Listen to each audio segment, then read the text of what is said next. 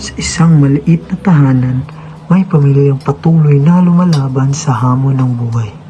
Hindi maramya, hindi madali, pero puno ng pagmamahal. Ito lang muna ulam natin ngayon Pwede pa po palaban. Isakto lang sa ating apat to Isa-isa lang tayo.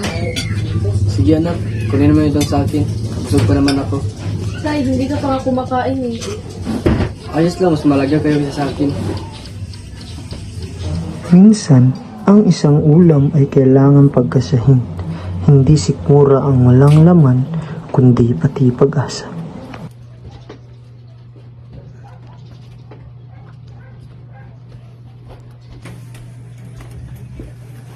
Wala naman pasada ngayon. Matumal talaga. Paano nang pambayad natin sa kuryente? Ma, pwede naman ako magtrabaho pagkatapos ng klase. Huwag na anak, mag-focus na lang sa pag-aaral mo.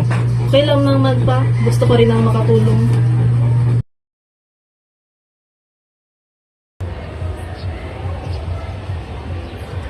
Habang ang ibang estudyante ay nakatuon sa aralin, si Ana ay may dalang bigat na hindi nakikita.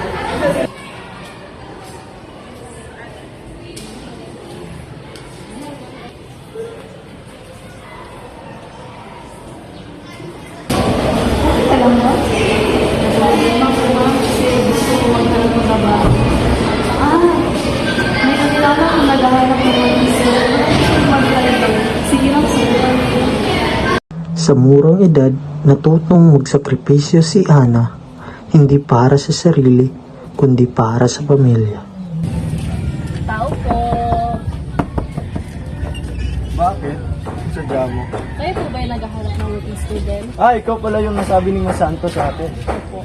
Kailangan ko ng trabaho. Kaya mo ba magtrabaho pagkatapos ng klase? Opo, kaya ko naman. Sige, subukan natin. Basta huwag mo pabayaan ang pag-aaral mo. Opo, salamat.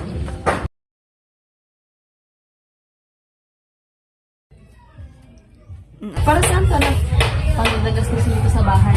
Maraming salamat anak. Sobrang laking bagay nito para sa atin. Alam ko mahirap ang anak, pero huwag mo kalimutan. Huwag pa daw sa'yo. Panatrag kami sa'yo, ate. Hindi man agad nagbago ang kanilang kalagayan, nagbago naman ang kanilang pananaw dahil ang kahirapan ay hindi hadlang para mangarap basta may tiyaga, may pagmamahal at may pag-asa.